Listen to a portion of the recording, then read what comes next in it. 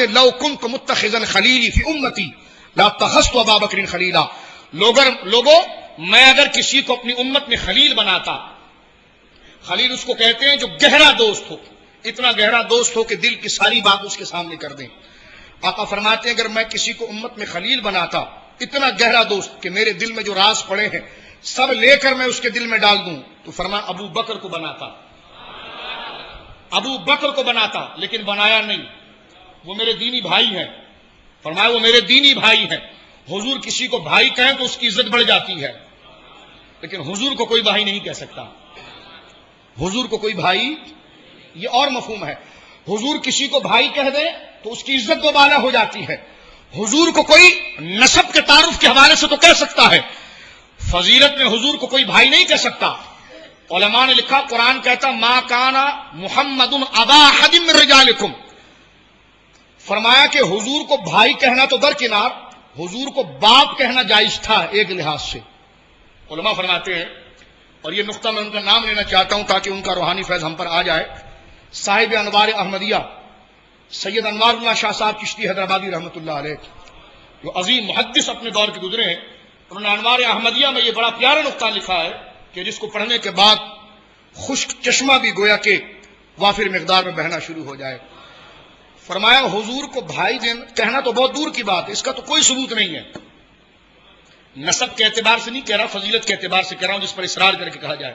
ہاں باپ کہنا، والد کہنے کا مکمل قرینہ اور مکمل اشارہ موجود تھا. کیوں؟ کہ اس لیے کہ قرآن نے آپ کی بیویوں کو ماں کہا ہے. امت کی قرآن نے نبی کی بیویوں کو ازواج مطہرات کو امہاتہم، کہ یہ امت کی ماں ہیں. جب سیدہ عائشہ رضی اللہ تعالیٰ عنہا ہماری ماں ہوئی تو سرکار ہمارے والد ہوئے. ظاہری اشارہ نکل گیا، اس سے نتیجہ نکل گیا. علامہ انوار اللہ شاہ صاحب چشتی رحمۃ اللہ علیہ فرماتے ہیں کہ حضور کو والد کہنے کا تو واضح قرینہ موجود تھا، حضور کو باپ کہنے کا تو بہت واضح ثبوت موجود تھا. بھائی کہنے کی تو بہت دور کی بات ہے، بھائی کہنا تو بہت دور کی بات ہے. باپ کہنے کا تو واضح ثبوت موجود تھا، اس لیے کہ قرآن نے آپ کی ازواج کو ماں قرار دیا ہے امت کی.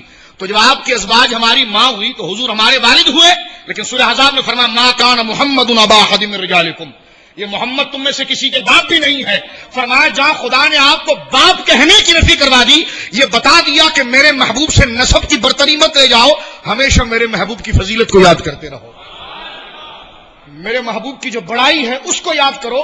ایسی کوئی نسبت نہ لاؤ کہ جس میں تم نبی کے برابر ہونے کی کوشش کرو، بلکہ ہمیشہ اس ذکر کے ساتھ نبی کو یاد کرو کہ تمہاری ذات پستی کی طرف جائے اور نبی کی ذات بلندی کی طرف جائے.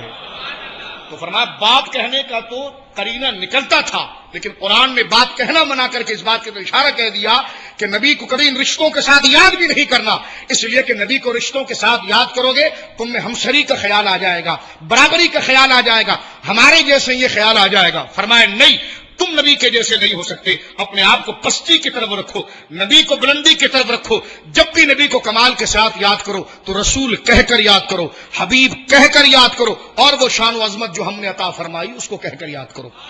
اس سے کیا ہوگا کہ نبی کا رتبہ تمہارے سامنے آیا ہو جائے گا، نبی کی ذات تمہارے سامنے آیا ہو جائے گی. ایک بات میں مزید عرض کرتا ہوں آگے اس موضوع کو لے جانے کے لیے.